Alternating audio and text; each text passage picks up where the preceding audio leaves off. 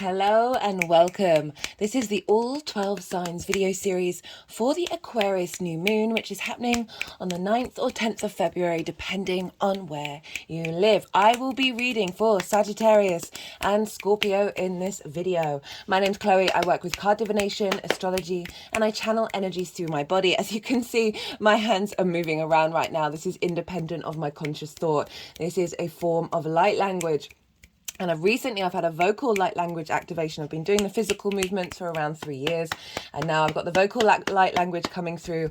And so this is drawing in energies from different dimensions to help us heal, help us clear stuck energy and open up portals to source to get us in alignment with our soul's frequency in this incarnation.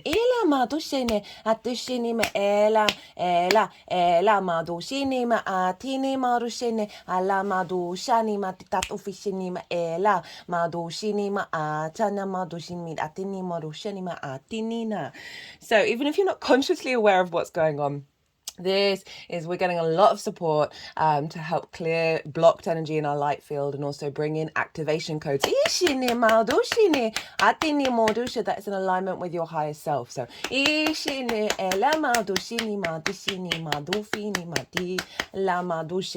right, so for those of you who know your time of birth, and your natal chart, I really recommend you check out the sign that falls in the first house. This is called your rising sign, where your ascendant is. All the signs will be as if they're in the first house in terms of when I'm talking about the astrology.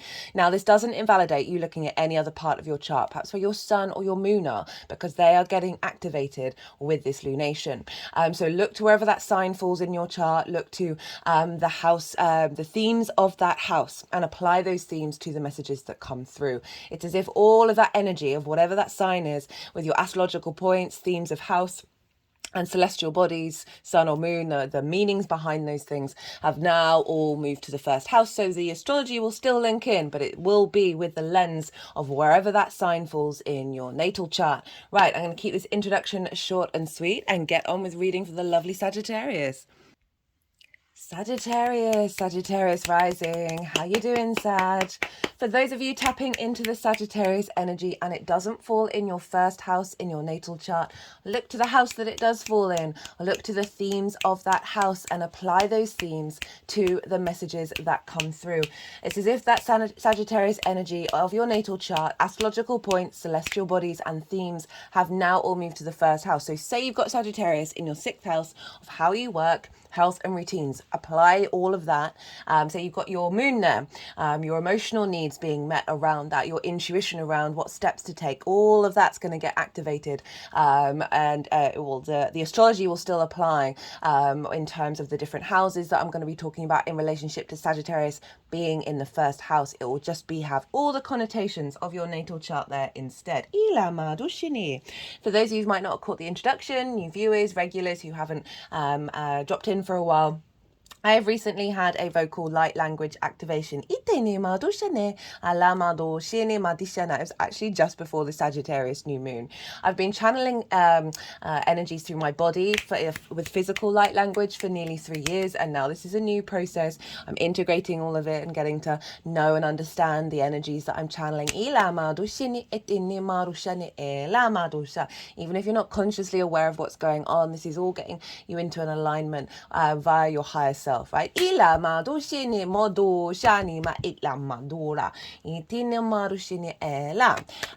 they do like to talk quite a lot. Communicate quite a lot. This is a new moon in Aquarius.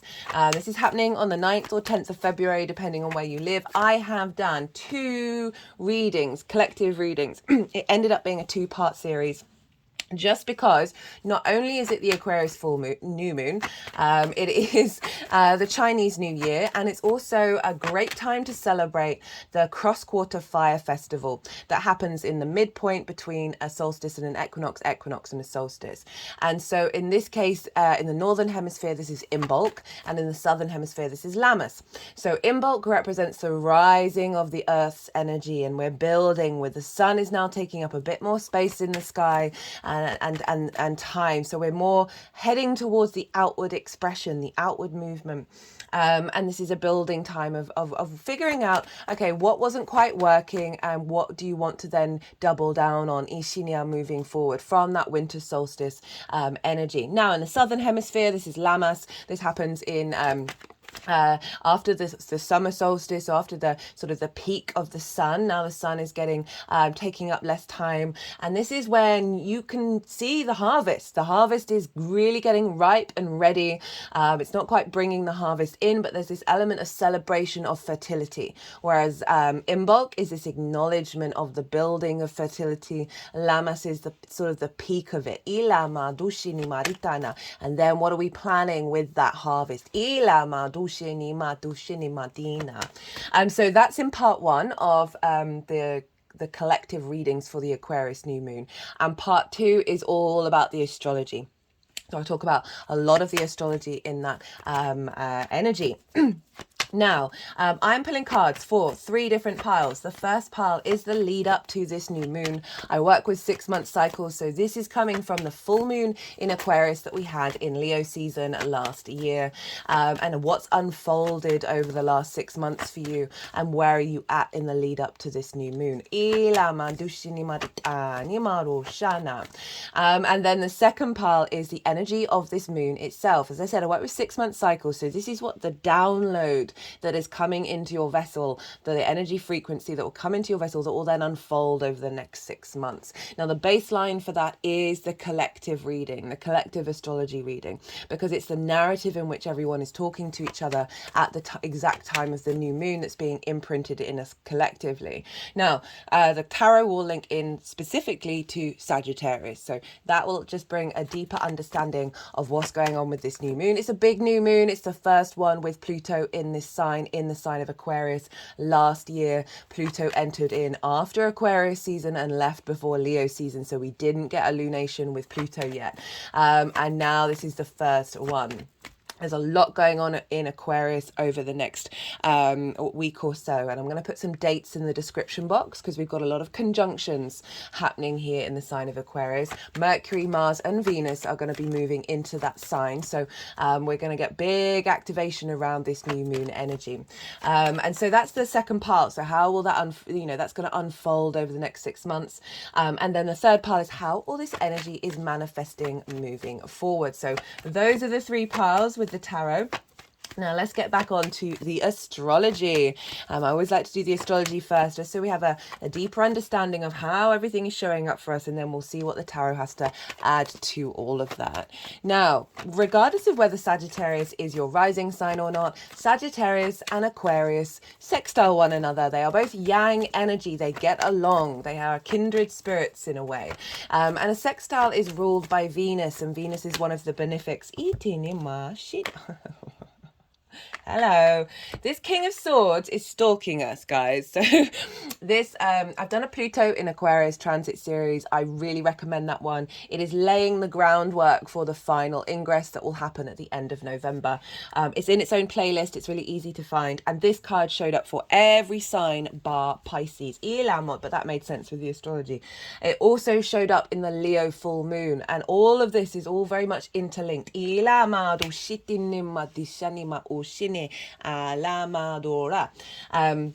Because that Leo is obviously opposite Aquarius, and it's really important for us to balance these things out, especially with Pluto now being in this sign. So this is an Aquarius card, and it's been showing up a fair amount in the readings so far. So yeah, I'm really not surprised at that. Right, what was I saying? Yes, so you're both yang energy. So there's 3 main things signs can have in common with one another. We've got the yin yang energy, the day night energy, which is the baseline, then the element, which is sort of the core fundamental, and then we've got the modality, which is sort of the surface level of how these things interpret themselves. So you've got your baseline in common. And this is an aspect, as I said, ruled by Venus, who's a benefic. She wants to help us out. She wants us to feel good in this 3D realm. It's a soft aspect. It's free-flowing energy. And so this is about love. This is about connection, of desire, of harmony, of grace, of diplomacy. It's about connection and creation, right? It's like brainstorming, because your different elements and your different modalities. Aquarius is fixed and air, you are fire and mutable, but your baseline's in common. So you're able to understand your core nature with each other, this yang outward expression. It's the extrovert energy, the fast moving energy of fire and air. But because you're different elements and different modalities, this is when you can get creative. And this is when you can bring that sense of appreciation and love for that which is different to yourself. So wherever Sagittarius falls in your chart, you've got this really harmonious aspect of this new moon happening for you in the sign of Aquarius. So again, Venus, very wanting you to feel good, wanting you to connect. Just things are a little easy around this moon, getting very creative about the intentions you set and being able to connect the dots easier than some other aspects may bring about. And so this is a new moon, and new moons are a great time to set new intentions, and that is because the moon is at her darkest. She is in her yin state. She is very receptive, and the moon is our unconscious space, our emotional body, our intuition. How do we nourish ourselves and others, and where are our needs being met and not being met? And whenever we have a celestial body come into conjunction with the sun, so this is when they're at the same degree, and it's at 20 degrees 40 minutes. It's in the description box if you want to go write that down. Go check your chart, see what close alignments that you have in the whole of your chart. Whenever we have a celestial body that comes into connection with the sun, it's like a refresher. So it's acknowledging the ending of a particular cycle, and then building on everything that you've learned from that to activate a new frequency that will then unfold. So we've got that conscious vision, the animation, the purpose, and the will of the sun feeding into our unconscious space. So this is when obviously setting intentions can be really great, because they're going into our unconscious energy. And then over the next 6 months, you're then intuitively connecting to making sure that your needs are being facilitated. And taking those steps to deepen that connection of the alignment of the sun and the moon. Great, as I said, great time to set intentions. So let's talk about where this is for Sagittarius rising. This is in your third house, the house of the goddess. This is one of the moon's. It is the words. Ever since I've had the vocal light language activation, I have noticed my words are being really tripping up over each other, and I've also been having this little tickle in the back of my throat. It's not a cough, it's just every time I come and sit and do this, there's this it's this activation. Whenever we have activations, the 3D can get quite discombobulated because it's having to readjust to the new frequency.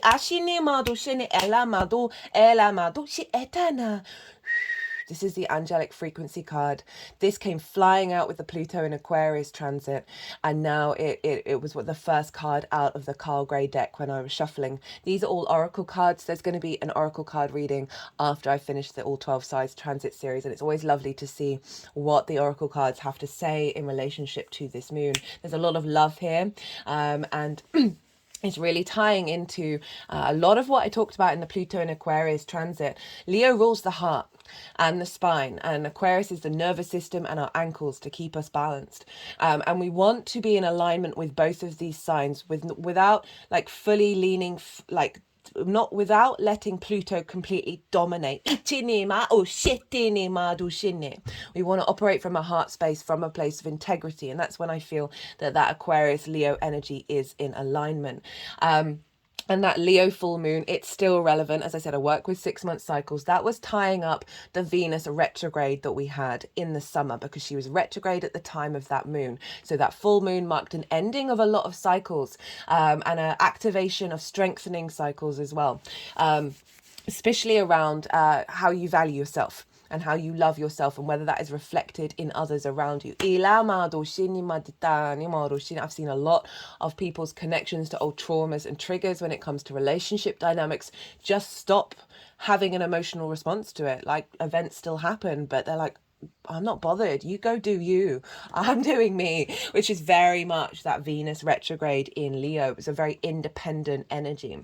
And so very much tapping into that heart space of like having the perspective, the higher perspective of Aquarius when it comes to our heart. And that was with the Pluto in Aquarius, I was like, lean into that Leo heart area. It really felt like we're activating a new frequency and a deeper understanding of the universal truth of the energy of the heart. And there is so much love in these oracle cards. I was quite surprised, but it's, as I said, this Aquarius is the collective air sign. It is about universal truths. It is utopian energy. It's looking to the future. It's very galactic. It is about the principles of the universe. And here on planet Earth, love and source energy is so powerful. The frequency of love. Itinima. Aquarius for me is going to be all about frequencies, especially with Pluto being there, of transforming our understanding of frequencies and sound and how healing that can be, and also how disruptive. We'll see both sides play out.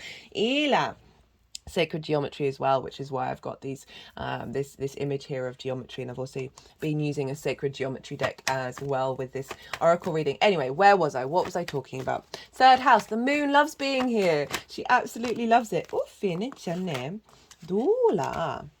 it's her favorite house to be in. This is the house of the goddess opposite the house of the gods, where our big picture philosophies from the ninth house get drawn into the third house, which is our environment, our day-to-day, our local community, and also how the lens in which we communicate and all the many different forms of communication.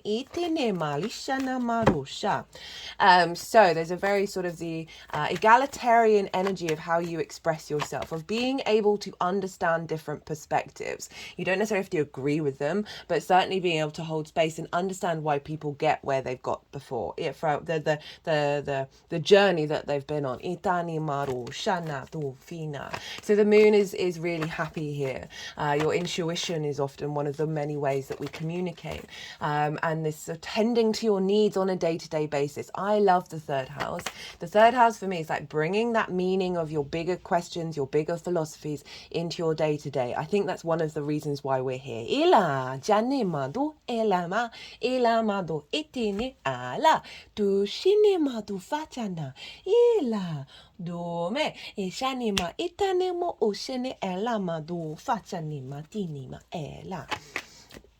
And the more that we find those meanings in doing the washing up, of the walk to work, or whatever it is, the more we're in alignment with this sense of gratitude and abundance of our existence. And this is despite what's going on in the bigger world, which is nuts. It's completely crazy.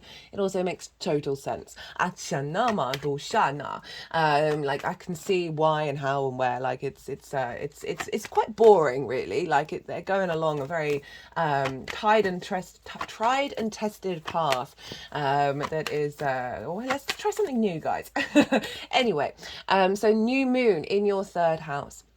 Intentions to set around this time is to develop, so what I feel collectively is we're bringing in a really high vibrational frequency that's leading to a lot of transformation and a lot of magnetism and a lot of power, not in a bad way, but in that sort of honoring your own sovereignty and your own divinity. They've just got the deck over my third eye, by the way. Ishana itinima shane etenema dusha etinimi natura edachini maduchini etenema dufini maritana. So with this new moon, setting intentions around activating a deeper way of expressing yourself and communicating, activating a deep meaning in your day-to-day, and it's also linked into schools, the third house, and starting courses, so learning something new for the first time. So it can be setting the intention to be curious about learning new possibilities,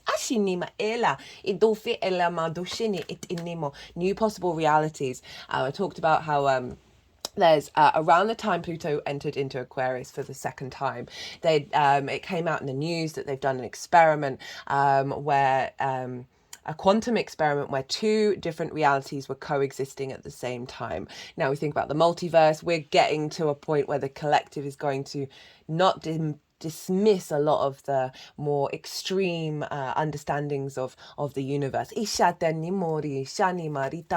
So this new moon is really helping open up new frontiers for us to tap into, downloading the frequencies into our vessels in order for us to then take those steps moving forward. And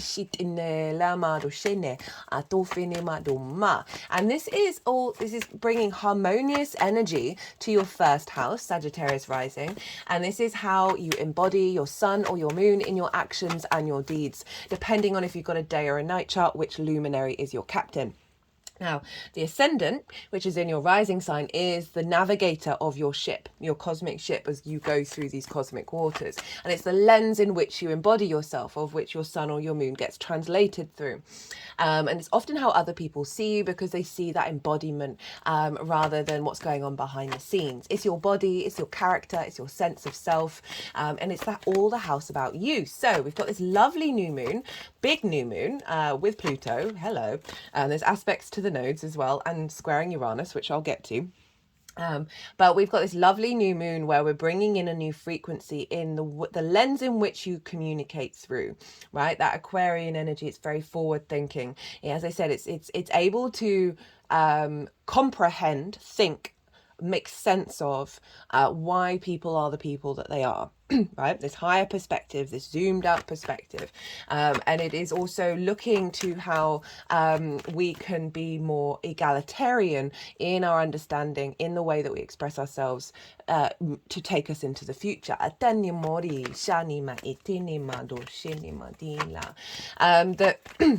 This new moon energy, this frequency is then pouring through creativity, a sense of connection, a sense of value into the way that you embody yourself. So I really feel like it's setting the groundwork to unfold of you being more confident, being yourself in the way that you express yourself, and then that feeds into the way that you embody yourself and your understanding of self. More clarity, more vision.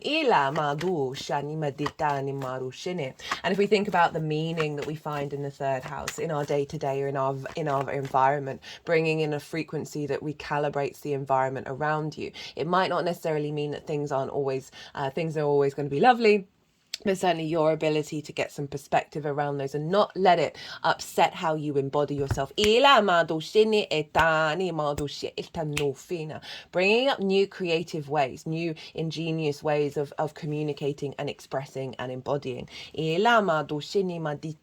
might be that you start learning start learning something new that then helps you really recalibrate yourself and understand who you are. It might be through this download of this frequency that things start happening more in your local environment, right? Your local community, start getting more engaged in that way. You could set intentions with that one of just connecting to the similar frequency in your day-to-day. So let's get into the astrology. I am going to talk about I'm going to talk about the key astrological aspects, not all of them, because there's a lot, and that's all in the collective reading in part 2. So as I said, if you want a deeper understanding about part 2, this might not be on part 2, do go check that one out, because it will help understand the frequency that's coming in. So the first main aspects that I'm going to talk about is the fact that we're going to have a grand air trine. Now this is really supportive for you, Sag, because you're fire, you get along with air. There's this need for speed, right? This need for movement. There's going to be a very sort of quick energy, a fast energy of how we comprehend something, and then the fire can take action on it.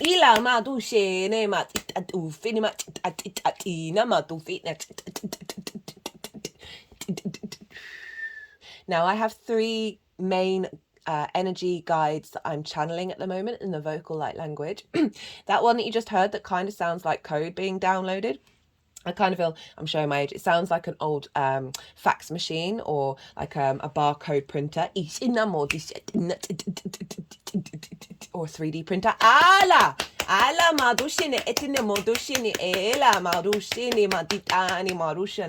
That is the neutral energy that I'm working with, that is linked into sacred geometry. It's linked into sort of the architectural structures of the universe, these sort of archetypes, the fundamentals, like really pared back, you know, sort of like mass, vibrations, frequency, light, those kind of things. Bringing in activation codes. And doing some work around the throat chakra and in between the throat and the heart chakra, and now around the throat. This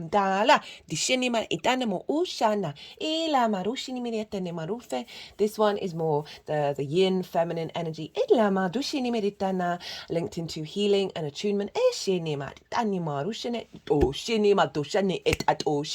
This one is more the masculine yang energy that's linked into earth manifestation and protection.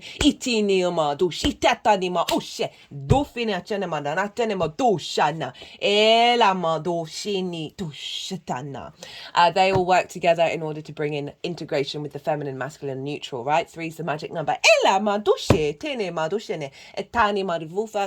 me of the Lover's card, of the Two of Cups, where you have spirit and the masculine and feminine, and we have all of that within us. It's not gender specific, and the more that we honor that, I'm just thinking about how the world card used to be a hermaphrodite, right? That energy has been celebrated in many cultures for a long time, of this, that they are energies of divinity, right? And we all have that within us. Okay, what was I talking about? Oh, it's completely gone. I do apologize. Sometimes I'm channeling in lots of different ways, and so sometimes things drop out of my head. I think I was talking about interacting with in your day-to-day, of drawing people towards you that are more aligned with this frequency. Right.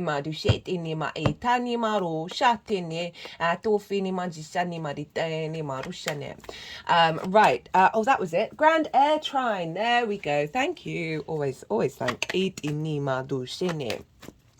So we have Vesta. This is an asteroid over in the sign of Gemini, which is in your 7th house. This is your one-to-one relationships. This is your intimate relationships, business partners, one-to-one clients, intimate friends, long-term committed romantic relationships, as well as your relationship with Source. It's often linked into marriages because it's about contracts. When you commit to something, when you're like, this is what I'm dedicating myself to, this is what I've signed up and agreed that I'm going to be a part of, and vice versa with the other individual. Now, Vesta is very much linked into contracts.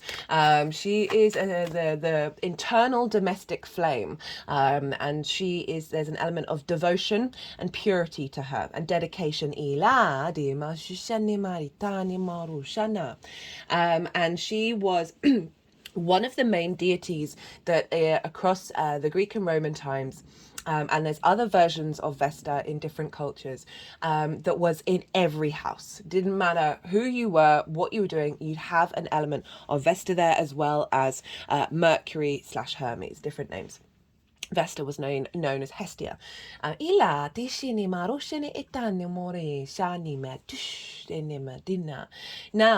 Hermes, Mercury, was about the outer world and having protection in that, the movement, the traveler, commercial contracts, exchange, sharing information outwardly. Vesta was very much the inner hearth, right? Making sure that flame did not go out. The gathering around, communing, cooking food, nourishing self.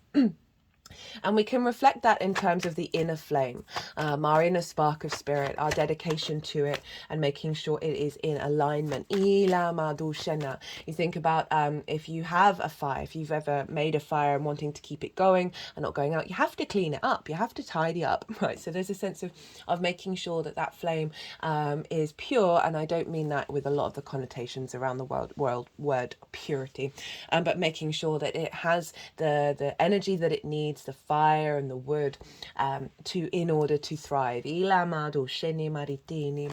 making me think of the phrase chop wood, carry water, especially the third house, which can be those sort of domestic tasks.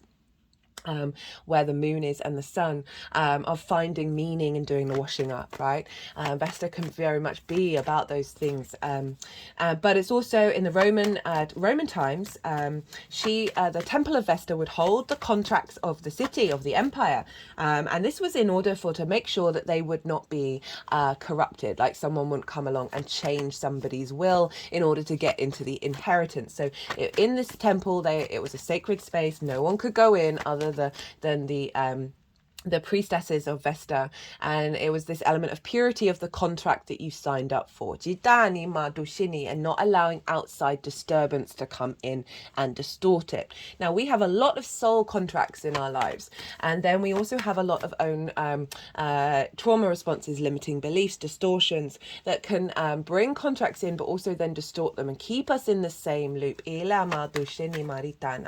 what I feel with Vesta collectively is this is helping us reconnect to our soul's original contract.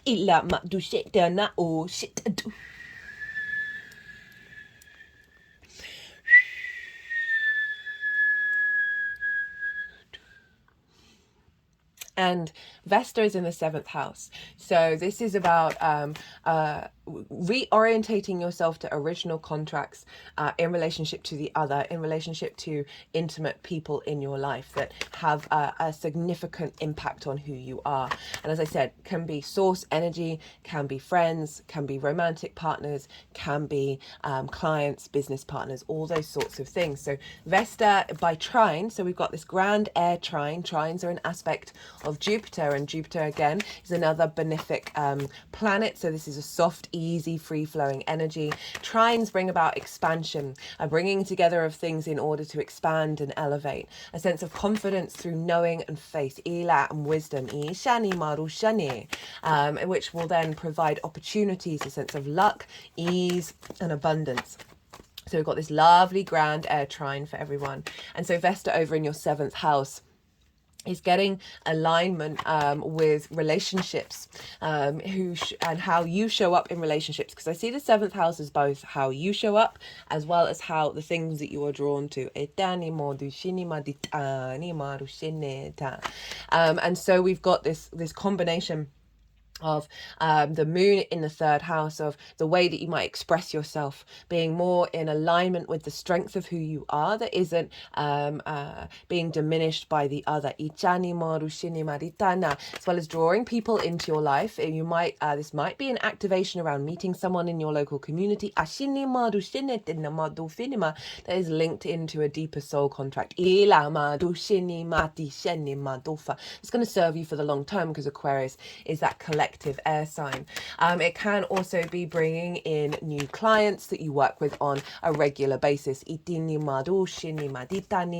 as well as your ability to communicate the wisdom of self to the other, and getting rid of contracts where that's been distorted,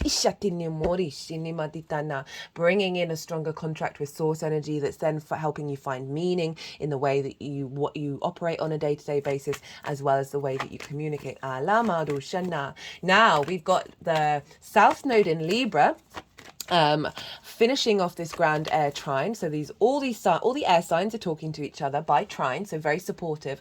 And you have Libra over in your 11th house of hopes and dreams, friends, groups and alliances, reaping the benefits from your 10th house. The South Node is about refinement. So this is an eclipse cycle that we're in at the moment. I've done a Libra Aries North Node, South Node eclipse transit series. It's in its own playlist, and that's when I talk about, for each of the 12 signs, the major themes that are showing up for the next 18 months, as well as sort of what does the South Node mean, what does the North Node mean, what does it mean in Libra and Aries, and all of that stuff. They're all in the introduction, so if you want to understand that, go check it out.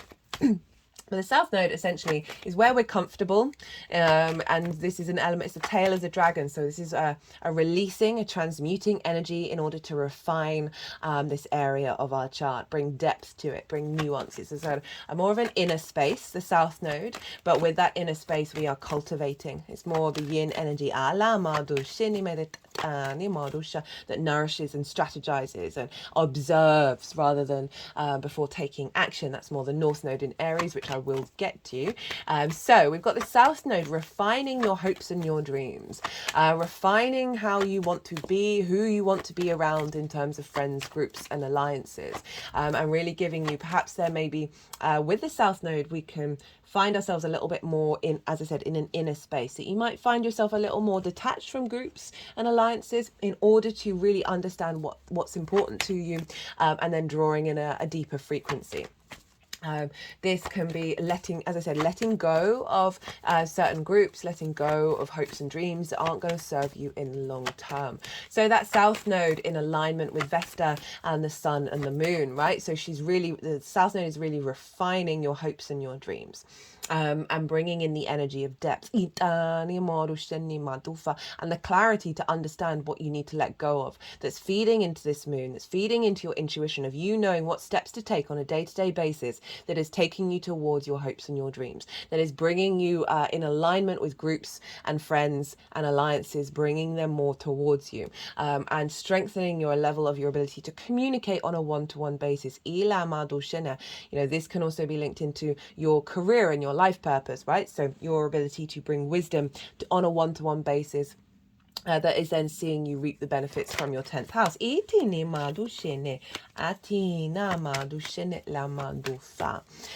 So that is one of the major aspects.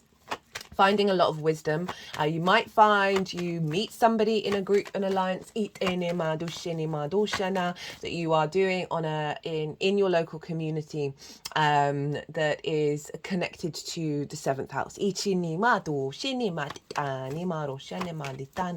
Now, what else is going on?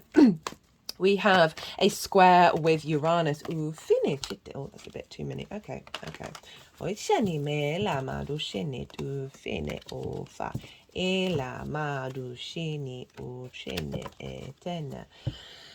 was I saying? A square with Uranus. So we had this for the Leo new moon last year. Sorry. Sometimes they can get quite insistent.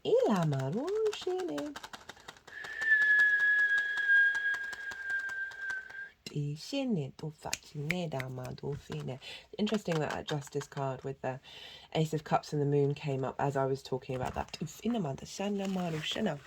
Okay, square with Uranus, which we had during the Leo new moon last year.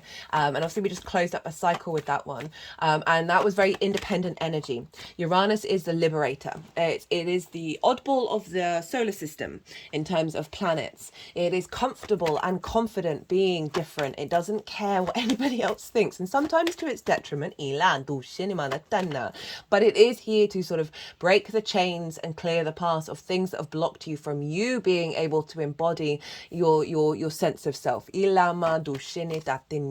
can be very disruptive. It can shake things up. It can be discombobulating. I've certainly noticed, and the reason why I'm bringing up that Leo moon, I've seen over the last 6 months in regards to that square that we had, that it meant that certain situations were coming up that needed to be released, needed to be broken down, and then a reevaluation of, okay, what is it that I truly need from this situation, and not necessarily losing sleep over things that fall away, because you inherently understood that was for your highest good. So squares are an aspect of Mars. This can bring up conflict, drama, frustration, winning at all costs. So these things may pop up over the next 6 months. Always use that energy to be like, do I care? Is this really what I want to be engaging in? Is this important to me? Can I just let this just happen and carry on being myself? That's the name of the game with a Uranus square. Sometimes it really helps you understand, okay, no, this is something that I am standing up for. This is important. But do you need to go about it in a way of conflict? Uranus thinks differently. It thinks outside of conformity. It's breaking tradition. Now, the other side of a square is big manifestation in the 3D realm, because it is linked into movement, emotion, friction. And so Mars is very much our actions in the world. And we wouldn't have 3D time and space without movement. And so this is big manifestation energy. So we are building. with this square. We are activating codes that are taking us forward in terms of the download frequency that's coming through. And Taurus for you is over in your 6th house of work, health and routines. How do you embody your work? How do you take care of your health, and how do you get those routines in order? This is the adult in the room of the chart. This can be difficult for us to access. You've got Jupiter there as well, which I'll be talking about in a little bit. And Uranus is helping you shake up your understanding of what these things mean to you and really help set you on a path that's going to serve you in the long term. So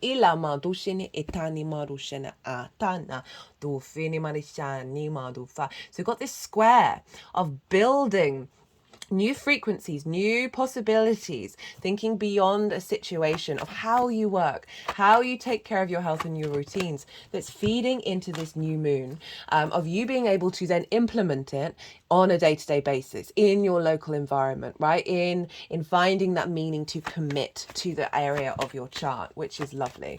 And so really being able to find the joy in the way that you work, and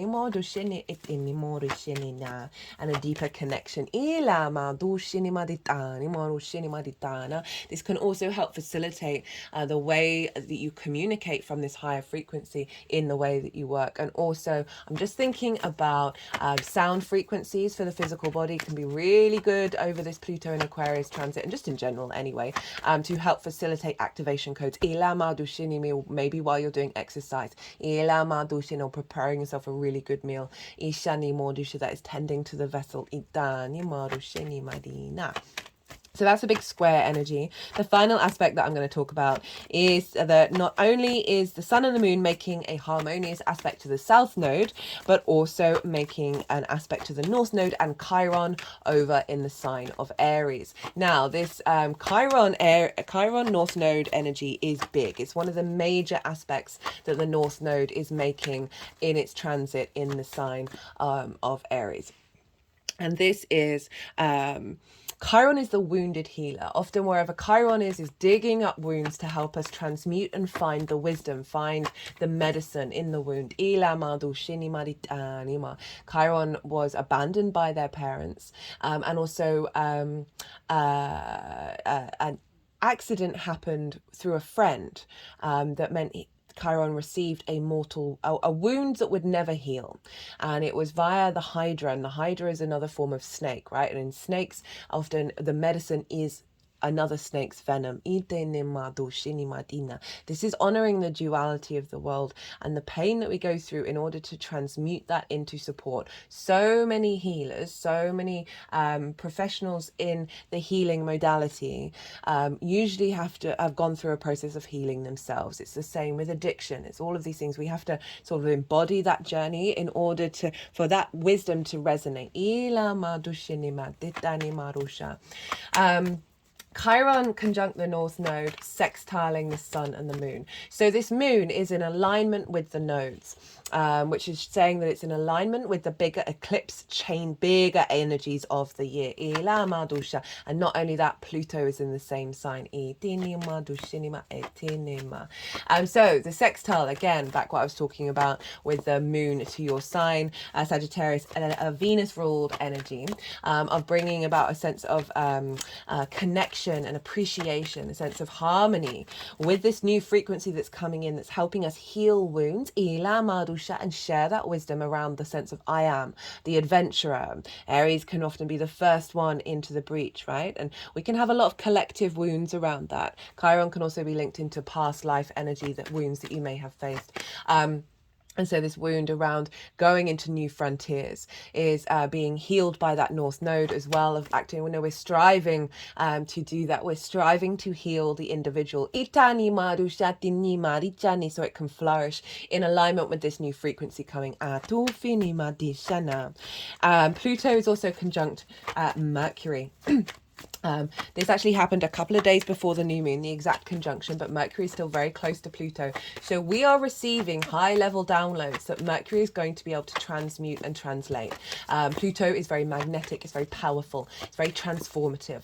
And so we are tapping into that inherent nature that Pluto is bringing to the Aquarian area of our chart, and helping Mercury in Aquarius is able to fix problems, see problems, understand what's going on, and have the bigger perspective, right, and be able to zoom out. So any difficulties that may show up over the next 6 months, we are being supported of being able to navigate those very quickly. So those are the aspects. How long have I been going on for? Ooh, a little while. Never mind. Let's quickly do the rulership, because I love doing this because it just helps you understand that no moon is ever the same as the previous Aquarius moon, right? Everything is always different. Now, we've got all that fire and air, the fast moving, the extrovert, but we're going to look to the rulership. So whatever's going on with the ruler of a sign impacts the sign that it rules, and Saturn traditionally rules Aquarius. So we look to where Saturn is, and Saturn is in Pisces, in a water sign. This is in your 4th house of your roots and your foundations, your ancestors, both blood and soul lineage, your parental figures, the roof over your head, and your private life. It's the fundamental part of who you are, your foundational space. I've done 3 transit series with Saturn in Pisces. Sagittarius energy, this is squaring you wherever this is in your chart, so I do recommend it. Saturn squares can be difficult, and so the first one I still recommend, because I talk about the major themes of Saturn being in that house, as well as the overall themes of Saturn in Pisces. Second one was the retrograde. Third one is still live, of what's going on with Saturn now that it's direct. So Saturn in the 4th is giving, helping you connect to your foundational space with more maturity, responsibility, integrity, due diligence, and your legacy, right? More commitment. There's other things that have been going on, but this is what I feel is coming through, of connecting to the ancestors, and the magic of Pisces, that sort of more fluky, fluid energy of having deep empathy for others, and also the very magical energy that you have in your foundational space, right? This a level of empathy that you're then bringing into the way that you communicate, as well as the magic, right? So what I love about Pisces, Albert Einstein had Sun in Pisces, I believe, and something else. There's tapping into new possibilities that are beyond our current understanding, our current thinking, and connecting to it on an emotional level that is then facilitating the activation of this frequency, right? So you're bringing in Aquarius can be quite detached, and quite sort of, there's an element of the logic there, whereas Pisces is able to, hey, I just pulled this crystal out of the sky and that's just real. So that kind of energy is coming in, and Saturn's giving structure to that, that's then feeding into the way that you find meaning in your day-to-day. So you're getting a balance between the very practical, the logical, and also the magical and the mystical, which I love for all of us, and that's going to be happening until February 2026, with Saturn being in that sign. And then we want to look to where Jupiter is, because Jupiter traditionally rules Pisces as well as your sign Sagittarius, and Jupiter's over with Uranus in the sign of Taurus. So Jupiter is expanding how you work, how you embody your work with more confidence and wisdom, a sense of elevation coming in, as well as finding more generosity and joy around committing to the adult in the room, right? Doing those routines and taking care of your physical vessel. And that is all feeding into your foundational space, which is really grounding you in committing to yourself, right? Committing to your journey, and it doesn't have to be heavy, but it can just be just having a deeper sense of meaning and faith within yourself. That means that the meaning that you find in your day-to-day is more expansive, finding more a lightness in the way that you express yourself. Now Venus rules Taurus, so we want to go and look to where Venus is, and she's in the sign of Capricorn, which is in your 2nd house of how you value yourself, the skills and tools that you have in order to manifest and bring regular money into the world for yourself. It's the things that you value, it's your resources, but most important is how you value yourself. Venus is moving through there, kind of tidying up after Pluto. She's very committed in Taurus, she's very dedicated. She can find joy in those things that we might find more hard work, right? Capricorn is very dedicated and is able to put in the effort. It's very grounded energy. So we've got a feedback loop. And so Venus is helping bring a deeper understanding and a commitment to the understanding of how you value yourself, which then has an effect on the skills and the tools that you have, right? In how you manifest in the world. And all of that's feeding back into your embodiment of work, taking care of your vessel, which is strengthening your foundations and your connections to your ancestors and your deeper understanding of your private energy. That is then feeding into the way that you express yourself, right? How you find meaning in your day-to-day, perhaps getting more validation in the way that you work from your day-to-day practices and who you encounter on a day-to-day basis. That's then is also, you know, bringing in that access of oh, I forgot to mention where the North Node and Chiron is. That's in your 5th house of your creation energy. So we, you know, I kept mentioning joy and like lightness, and this is where this is coming from, of really being able to activate old wounds and clear them out around joy and creativity. That's then feeding so much into your 3rd house of finding a lot of meaning there, and I absolutely love it. But that rulership link, so Capricorn is ruled by Saturn, so we've got a feedback loop between Saturn, Jupiter and Venus. We had this for the Leo full moon as well. So we've got all this air, mostly air and also fire energy showing up here with this new moon, but it's being held in the vessel, it's being grounded. And I really feel this frequency that's coming through is really going to be implemented very quickly into our vessels.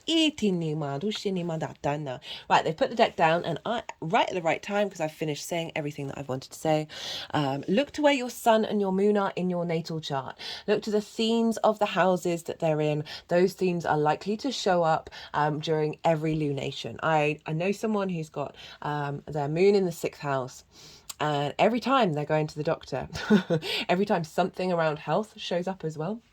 So just look to those energies, and that'll add on a more personal understanding of this general reading. Right, I'm going to go consciously quiet. I'm going to let the energies are going to move through me, do physical and vocal light language. They're going to move all these cards around, and then they'll put them into the 3 piles, and I'll bring the tarot back into the astrology. So that was we've just had the yang day action side of the reading. Now we're having a little bit of yin night and rest and digest. Let all that information settle in your unconscious. Don't try and overthink it, and see what intuitive hits come up for you while this is going on. Dalama itini vufini shanama dishana elema dufini marishatani marina elama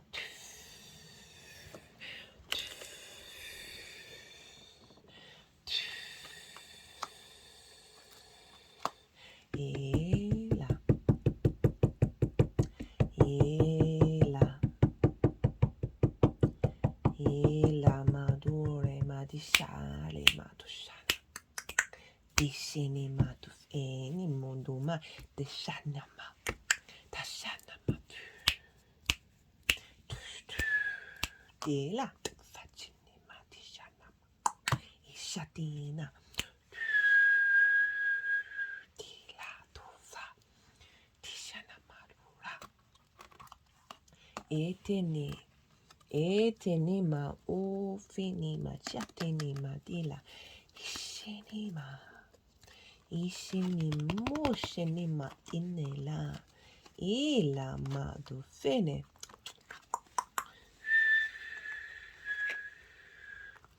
ilo ma shenitine ela ma dure dashini ma dani ma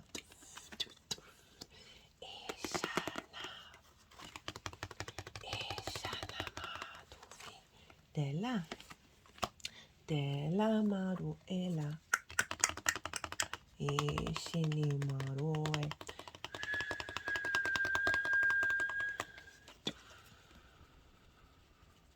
ala deshine ela mo bufini iti madu ficini dani ele madu shana la matini yani matufine eteni ma rushele matu la matu shala dela tu facini dani Hola. Hola. Mi dini matana. I do feel for these energies that I channel because my whistle has never been on point.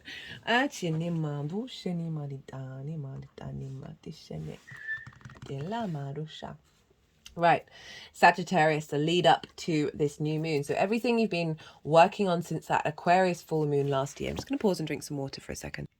I always forget to do it. It's very good to hydrate, obviously. Right, so the lead up from that full moon. So this can be, I often find we get a two-pronged effect. We get things that bubble up that then give us the space to be able to navigate and work through those things. Even if you think, oh, I know who I am, I know what I'm doing. It is, or layers. There's so many layers, and it can also be because that full moon has activated a certain frequency that it's needed to disrupt certain areas of your life in order to fully integrate it. Ishana madu shani meditana. Got the 5 of Wands. We've got the 2 of Pentacles, the 7 of Wands, and then the Guru card. So this is the lead up in from the 3rd house of how you express yourself, right? Communication, things you do on a day-to-day basis, your environment, your local community, bringing meaning into your day-to-day. And we have the 5 of Wands. The 5 of Wands is there's a chaotic energy to it. There's movement, but there's not any momentum moving forwards. There's a kind of, there's a chaos energy. And it's also kind of like no one's really getting the upper hand here. There's an element of conflict here, but it's not as dramatic as the 5 of Swords. It can also be about training. That through certain energies of, as I said, of things not necessarily getting momentum moving forward, you've been learning and figuring out what it is that you need to do to bring a sense of integration into your 3rd house. This also can be related to communication. And just feeling like there are many different things that you want to say and express, and none of them are quite getting out in the way that you would like to. Not having perhaps the clarity, too many passions, too many cooks in the kitchen. And it can also be essentially of feeling that, when you try and express yourself, that other people are always taking up space.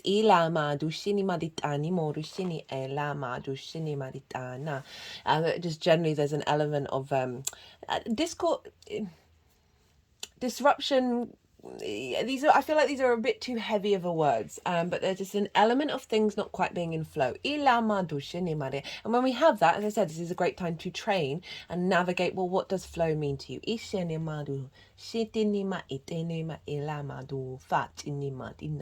Maybe you set intention. Well, you started doing things in your local community or in your day-to-day that haven't quite got all where you need to go. Maybe you're doing loads of things, this fire, passions, ideas, creativity, loads of things in your day-to-day, and it's like you want to do all of them, but none of them not one has leapt ahead, right? Not one has there's an element of needing to create more space individually for each thing in order for them to flourish. Got the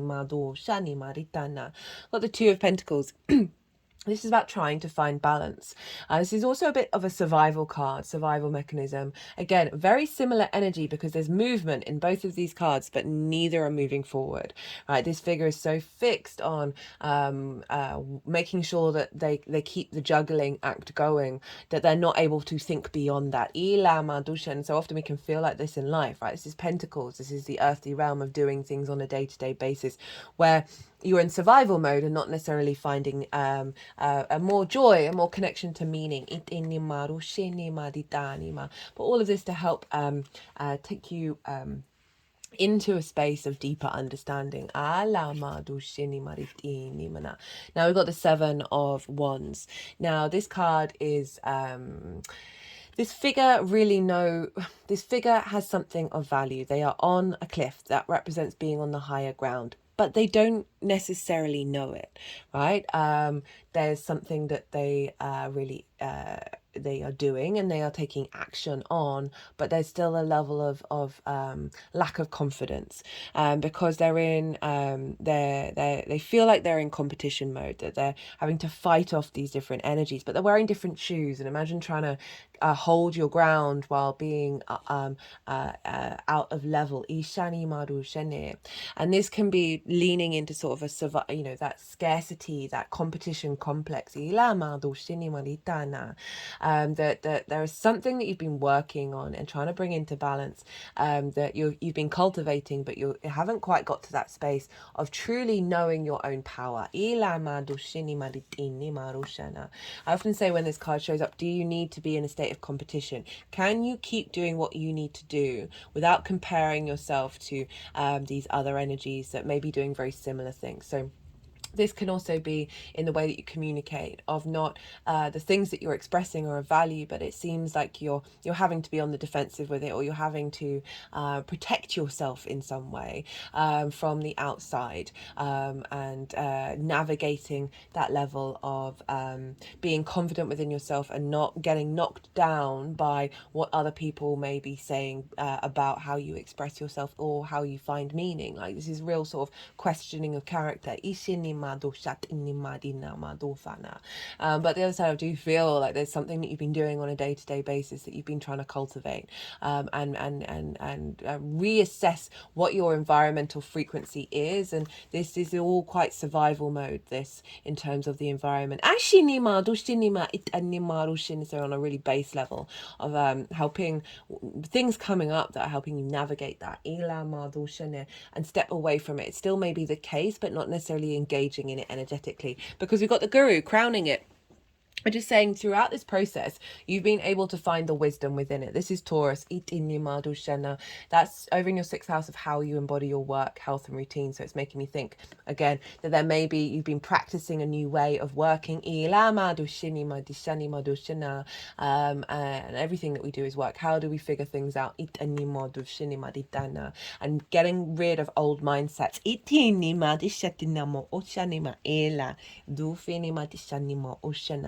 So the guru, as I said, this is Taurus energy, but this is know thyself, right? This is having gone on a journey, you understand a deeper wisdom within yourself, breaking out of old conformity, old ways of thinking, of survival mechanisms. Finding the wisdom on what it is that you've been working on. So I don't really get the feeling that you've been pulled down. I really do feel that you've been using this all as tools in order to really figure out, well, what is really you beyond the conditioning. Now for the moon itself, and I love this. This is the down node that's coming into your vessel that will unfold over the next 6 months. We've got the 8 of Wands, we've got the King of Swords, and the moon. Rarely get the moon, to be honest, which is funny considering I do a lot of lunation videos, but it has its own space. It's not necessarily always connected to lunations. Anyway, 8 of Wands, alignment, things moving into place. So we've moved away from the 5 of Wands and then the 7 Wands. Now we're moving into alignment. So it really feels like what you've been cultivating is then going to just zoom off. As the numerology really ties up with a lot of what we've all been working through over the last year. Go check out part 1 of the collective reading. I talk about the Chinese New Year and Imbolc, as well as the numerology of moving into an 8 year, and this is an 8. So you see here all these wands are in alignment. So no longer have we got the sort of chaos energy of all the wands being in different directions and not quite being in flow, not quite being in alignments coming through. And this also represents situations happening that are slightly beyond your control. It's very fast moving, that is going to help bring you into an alignment. So I was saying, you might meet people, you might engage with people that is here to build and here to collaborate, rather than being in survival and competition mode. So alignment energy is coming through, also in the way that you express yourself. My third eye sort of throbbing at the moment. And we've got the King of Swords and the moon. So, the King of Swords, this is Aquarius energy. This is kings are very confident. They know what actions they need to take, what sovereign actions that they need to take in order to bring about clarity and vision, the swords. They can do so based on the nourishment and nurturing and strategy of the queens, right? And then they can make sovereign decisions that have real impact, right? So you're bringing in a sense of authority, a sense of sovereignty in the way that you express yourself, itanimo, and the way that you hold yourself on the day to day, being able to see very clearly what actions you need to take. Atini marura, atini madushinima ela madu fini maditene, etini madushini ela madushana. The king has clarity and divine inspiration, divine wisdom. You see here on the back of the throne, there are butterflies. And in this deck, we also have the butterfly wings. And it represents having gone through that catalytic state, that metamorphosis from the caterpillar to the butterfly, of being able to fly high and get the higher perspective. Itani moru shinina. There's real inspiration, attunement. Ila madu shitini madufa. Very powerful, confident energy coming through. And with the moon, I love this balance.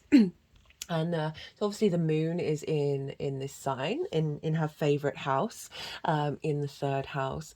But the moon is about being able to tap into your, and this is Pisces energy. And so it's making me think about the fact that I was talking about Saturn is bringing magic from your foundational space, the pulling a crystal out of thin air into the logic of the King of Swords, Itanima, the Aquarius energy, of being able to tap into frequencies that we don't necessarily quite comprehend yet. Very intuitive. Obviously, there's a sensitivity and there's a psychicness with the moon. Ala madusha, it's a watery, we've got a lot of watery energy showing up here, of you being able to tap into your intuition getting heightened around being able to align yourself with frequencies that bring about a softness to your being, right? And allow you to feel more in flow, right? Moving away from that Five of Wands, in survival, of like intuitively knowing what actions you need to take. And that frequency, as I said, coming from something that seems, being able to see in the shadows, having more intuition when it comes to, as I said, what you do on a day-to-day basis, how you move through your local community. And it could be about meeting people just through that intuition of that instinct of the zing, the clarity of, hey, this is where I want to go, this is what I want to do, and then finding more collaboration that way. Also very intuitive around the way that you work, right? And finding more resources through meditation, through communicating in different ways, that is then enhancing your understanding of how you work, right? From a more multi-dimensional galactic energy. Right,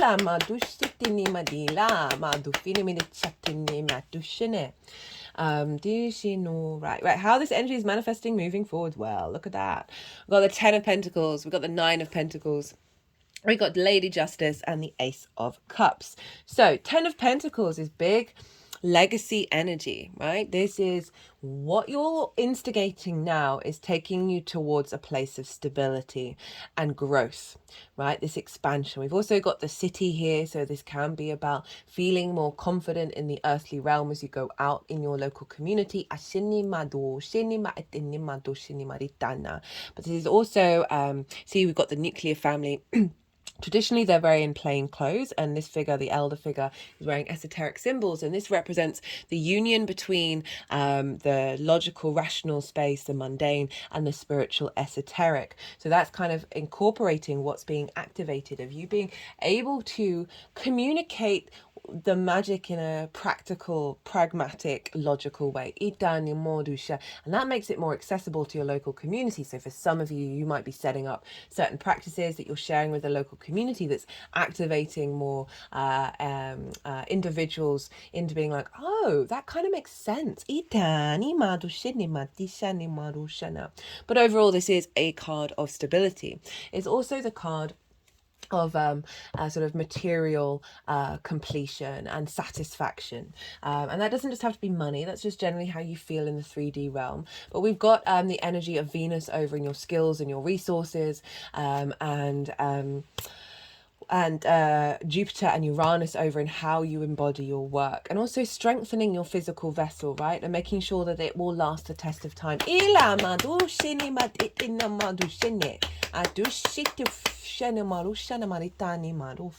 Of putting in routines that are gonna, I think, are gonna go the distance. The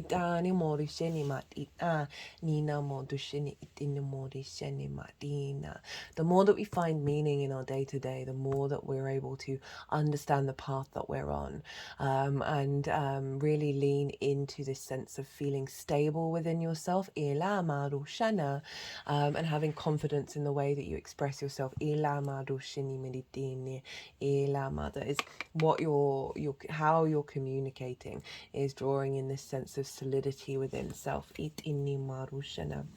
Got the Nine of Pentacles and Lady Justice, right? So the Nine of Pentacles, very independent energy, right? So we've got that square to Uranus. This figure knows the steps that it needs to take in order to bring about long-term abundance. I love this for the third house, because this is what we're doing on a day-to-day basis. This is how we connect to our environment, and this figure is like, well, I'm transforming my environment into a space of abundance, and I know what steps that I need to do in order to get there. And if we tie this in to the South Node in Libra, of your hopes and dreams being more in alignment with long-term energy, of the people that you're interacting with in groups, of being more in the frequency of collaboration rather than conflict. Vesta over in the 7th house, of bringing in soul contracts to help facilitate this, or at least your understanding of yourself with the other. That means you are not holding back on still operating from an independent space while communing with the other. Justice, this is Libra. This is things coming into balance. There's a sense also soul contracts. Lady Justice speaks with empathy and fairness. So bringing in more balance in the way that you express yourself. Being able to make good judgment calls when it comes to who you interact with, what you're doing on a day-to-day basis, that is bringing a sense of truth to your frequency. This is also where your hopes and your dreams are. So it's kind of saying that the things that you're implementing on a day-to-day basis over the next 6 months are taking you closer to your hopes and your dreams, or elevating the ones that you've already achieved. So again, sort of repeating the relationship dynamic of being more in balance. Ace of Cups, what great card to end on. This is a renewal. This is a sense of abundance, right? I feel this is really connected to the moon, of your ability to tap into your intuition, you being able to tap into your emotional body and find beautiful meaning, find a sense of peace and ease in your day-to-day, right? In the way that you communicate, sharing this sense of peace and love and abundance in the way that you express yourself, more abundance coming in.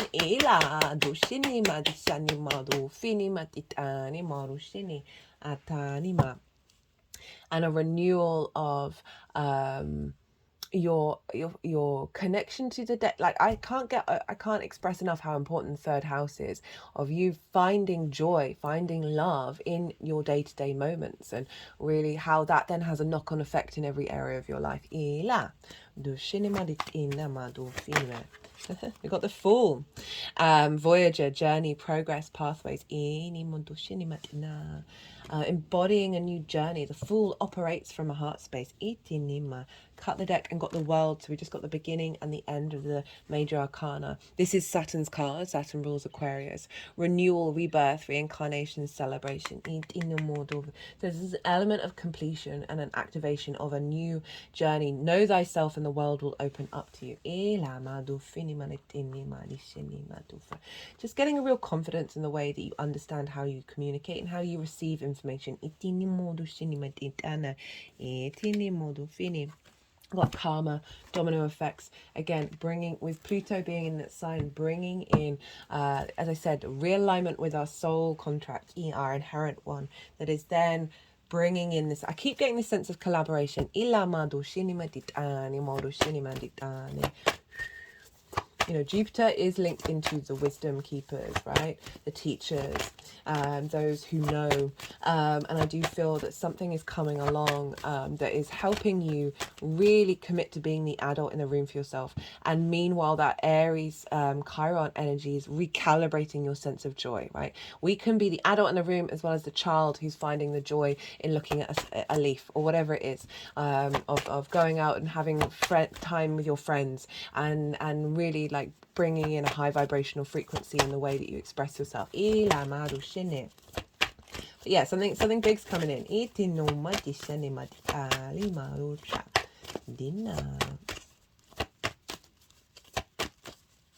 And with that domino effects, I'm thinking about that 8 of Wands, of that alignment. Like things are just going to go, and your instincts and your intuition around it, and the clarity that you're going to get.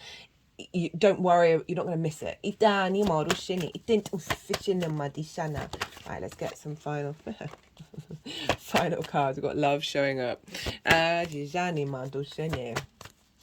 you know, love is the frequency to speak through. I talked about that Leo energy. Leo rules the heart, and that is over in your 9th house of your perspectives. Draw that heart space into the way that you express yourself with integrity, and that's when you're in alignment with that Aquarius Leo axis. Right, let's get one more for the lovely Sagittarius. Goodness me, this has been the longest reading I have done in a while. It's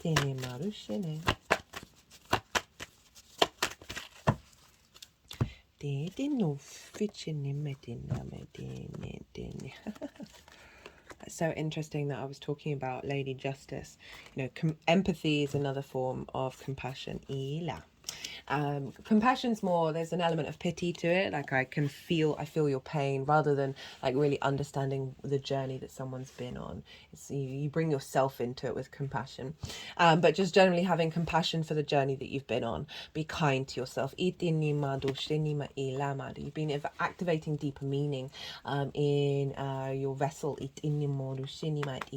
Spirituality is just meaning. It's like applying meaning to the day-to-day. That comes from a place of love, that's then bringing in this sense of manifestation, right? So this is going to unfold over the next 6 months, and I feel like there's different energies here about what's possibly going to come up, and it's perhaps because you're a mutable energy, Jupiter, sorry, Sagittarius, that there is some multiple possibilities. Very interesting. We've ended on an 8. I'm going to leave it at that, Sag. I hope you enjoyed this reading. If you did, don't forget to hit that like button. If you would like a personal reading, my email address is in the description box. There's lots of things that I can bring to the table. So send me. I like to tailor to the client. So send me an email. Let me know what's going on with you. And there's lots of different pieces of the channeling and all of that stuff that I can pull together, and we'll see what's in alignment. Okay. Right, be good to yourself, Sagittarius. Be good to those around you. And most importantly, be well until we meet again.